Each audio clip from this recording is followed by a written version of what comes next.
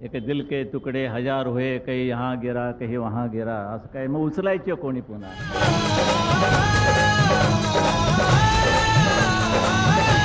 जबाबदारी आणि निर्णय प्रक्रियेत महिलांना सहभागी करून घेण्याची गरज आहे. निवडणुकीच्या तोंडावर महिलांचा जन्म आत्ता झाला, 1-2 आठवड्यापूर्वी.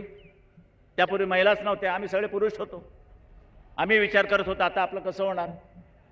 इतक्या शरद पवारांनी महिलांना जन्म दिला, महिला आल्या, अरे हो तुम्हाला सुद्धा आता आम्ही त्या प्रक्रियेत सहभागी करून घेणार निवडणुकीच्या तोंडावर.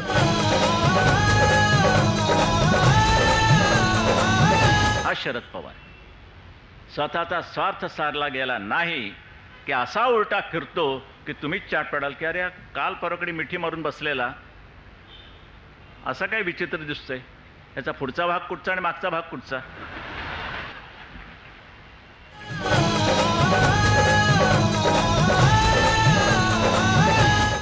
तिच्या हातामध्ये जर उद्या भाज्यांचे भाव गेले ना, फटकन एखादा कागद बदलला आणि भाज्यांचे भाव गेले, बाई वाचायला लागेल. आपलं भाषण आहे म्हणून. भेंडी 12 रुपये किलो, टमाटो 13 रुपये, पळा. याला काय आहे, याला काय पंतप्रधान काय लिहून दिलं माहित नाही, हातात आला वाचून टाकलं बस. टाटा. हे असलं कसं चालायचं. ती भाषणं लिहून देतात, ते तुमचे कोण आहेत ना शोलेवाले, ते डायलॉग लिहून देतात की मैं ये देश की बहू हूँ. हल्ली जोर करायला लागली असं असं बोलून बोलून. तिला शिकवलं कोणी, बाई अशा जोर बैठका काढ भाषणामध्ये, त्याशिवाय मजा नाही येणार त्या भाषणाला. ते काढायला लागली अशा जोर बैठका. पूर्वी नुसता असा मेणाचा पुतळा होता, आता जोराने इंदिरा गांधी सारखं ते पदर बिदर घेऊन तुरु चालणं. 4 ऑगस्ट भोरला गेल्या, तिकडून याचं दर्शन घेतलं. तिथे भेटले आमचे शिवशाहीर भेटले. ही महाराजांची तलवार आम्ही तुमच्या हातात दे. ह्या उद्याच्या पंतप्रधान मासाहेबांसारखा मला दिसत आहेत. काय केलं असेल वर्णन. शालिनी ताईचं हा वर्णन करतो, त्याला काय हे करणार नाही. सर तलवार दिली, तलवार. त्या बाईलाच कळे ना कुठून काढायची, ते कळे ना. मग लोकांनी सांगितलं की इकडून काढायचे. मग इकडून तिने हात घातला, पण करायचं काय, ते म्हणे अशी खेचा म्हणजे बाहेर येईल. मग ती बाहेर आली, म्हणे आता काय करू, आता बोंबला यायला काय केलं तर पंचायत. मग ते आम्ही दाखवतो तशी दाखवली वगैरे वगैरे. त्या तलवारीने काय करतात हे तरी त्या बाईला माहिती आहे का, इतिहास माहिती आहे काय तलवारीचा.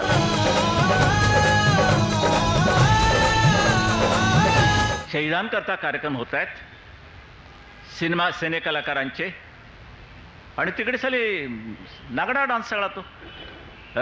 क्या क्या बोलती तो आती क्या खंडाला. अरे काय त्याला खंडाला काय भड्या जातोस काय कारगिलला.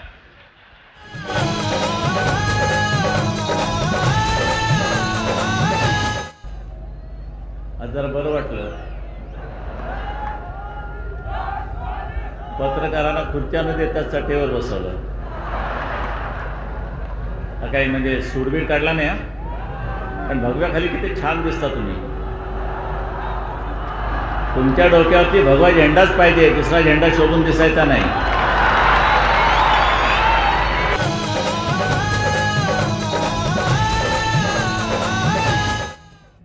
तुम्ही आम्हाला शिकवू नका. रामदास आठवले आणि त्यांचे धंदेच नव्हे. अरे आत्ता आज जन्म झाला, गोधडीवरती मुत्ताना तुम्हाला मी पाहिलेलं आहे. तुम्ही कशाला मला शिकवताय. मी त्यांना विचारलं की नामांतराच्या बाबतीत मात्र कठीण आहे म्हटलं. आणि मग त्यांनी मला उत्तर द्यायचं, नामांतराच्या बाबतीत तुमचे धनी. आणि मग मला तुम्ही जाणता विचार आणि काय बोलत मग बापाची मग काही कळत नाही.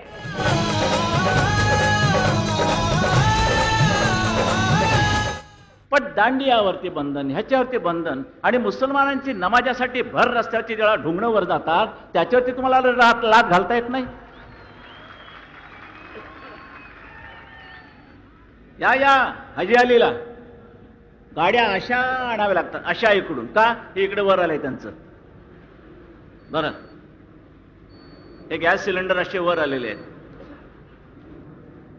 हे मी जर बंद झालं नाही तर आम्हाला पुन्हा महाआरती चालू करावी लागेल. पण जर आमच्यावरती घातले जाणार असतील रहदारीला अडथळा केल्याबद्दल, तर त्यांना सुद्धा तुम्हाला रहदारीच्या अडथळ्याबद्दल खटला घालावा लागेल. याला म्हणतात सर्व धर्म समभाव. नाही तर 2 फुल्यात गेला तुमचा सर्व धर्म समभाव. फुल्या कशात घालायच्या दादा कोंडकेंना विचारायचं. दंगल बाळासाहेबांच्या भाषणामुळे झाली, दंगल बाळासाहेबांच्या अग्रलेखामुळे झाली, सगळा माझ्याचमुळे झालं, त्यांना पोरं झाली माझ्यामुळे झाली.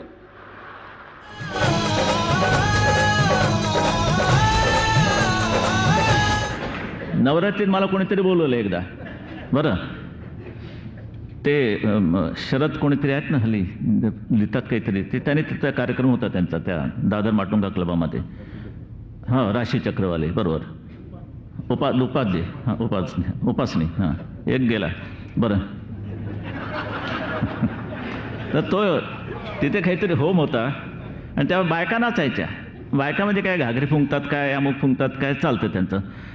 तर ते नाचताना एक बाई माझ्याजवळ आली, अंगात आलेली, बरं जोरात नाचत होते. मला नाही तू का नाही उभा राहत, म्हटलं नाही मी बसलो ते बरं आहे बरं.